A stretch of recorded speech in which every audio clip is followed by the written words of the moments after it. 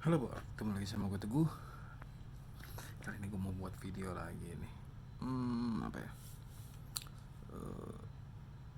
Bingung sih mau buat video apa. Cuma gue mau cerita aja.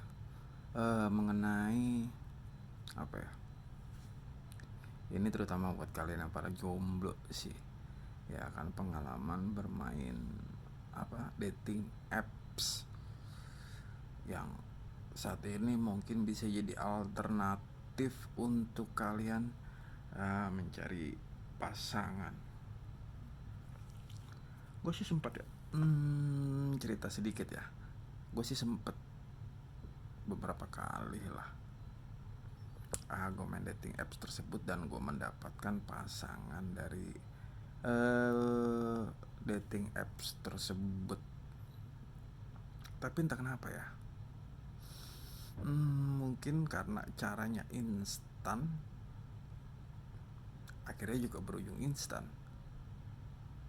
Tapi itu nggak bisa disalahkan juga sih, nggak sepenuhnya benar juga sih seperti itu, karena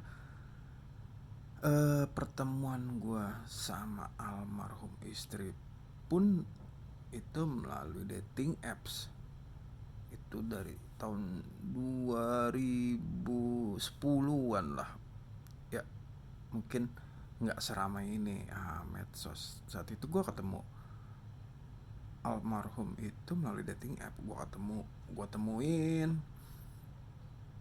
sampai akhirnya ya gue jalan bareng. Dan saat itu gue, karena memang niat dan tujuan gue ketika gue bermain dating apps tersebut untuk mencari pasangan hidup, ya gue coba untuk memberanikan diri untuk menjadikan almarhum saat itu istri gue. Dan alhamdulillah gue diterima dengan baik. Malah gue ditantang saat itu untuk suruh ngomong sama orang tuanya. Aduh sakit, sorry Bor, ada jerawat di hidung gue, sakit banget. Oke lanjut. Gue ditantang dan akhirnya gue jadian. Bukan hanya sekedar jadian sih, akhirnya gue nikah sama almarhum.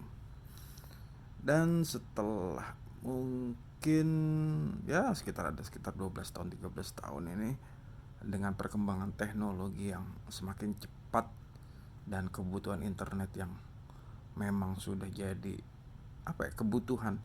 kebutuhan primer kali ya untuk bagi sebagian kalangan orang, ini ngebuat aplikasi dating apps juga semakin banyak. Dan gue ingin bercerita sedikit sih. Beberapa kali mungkin yang gue temuin di dating apps tersebut nggak seperti dulu. Mungkin karena kalau dulu itu ya dating apps atau medsos lah, ya memang benar-benar dikhususkan untuk niat dan tujuan kita. Karena di tahun itu masih bisa dibilang masih sedikit lah, karena saat itu juga belum ada Android. Masih sedikit lah orang yang dalam tanda kutip melek internet. Dan untuk menggunakan internet sendiri itu fasilitasnya mungkin hanya bisa kita akses mungkin melalui warnet. Karena di era itu sudah banyak sih, itu era-era BlackBerry kalau nggak salah ya. Cuma nggak serame saat ini ketika munculnya Android.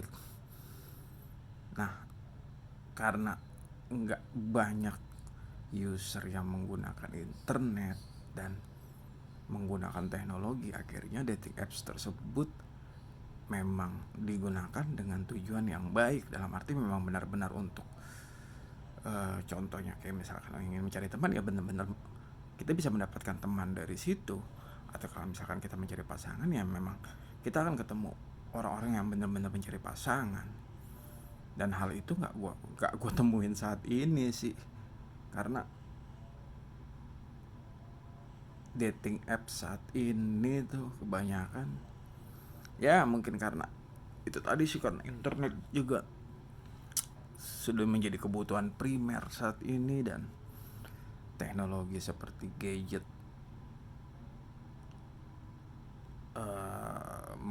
mungkin semua orang punya kali ya, dan bisa menggunakannya. Jadi banyak oknum-oknum yang nggak menggunakan dating apps tersebut dengan niat dan tujuan yang baik.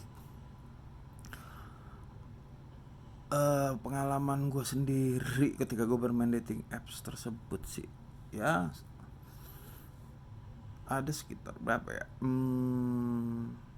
beberapa kali lah gue bertemu seorang wanita dan mencoba untuk menjalin hubungan, tetapi ya balik lagi ke tadi sih, ke niat dan tujuan. Karena niat tujuan yang nggak untuk cari pasangan, jadi ya mungkin dari merekanya. Kalau gue sih kalau gue memang gue niatkan sedari awal untuk mencari pasangan, seperti apa yang pernah gue lakukan dulu. Tetapi di saat ini tuh banyak oknum-oknum perempuan yang hanya untuk main-main, untuk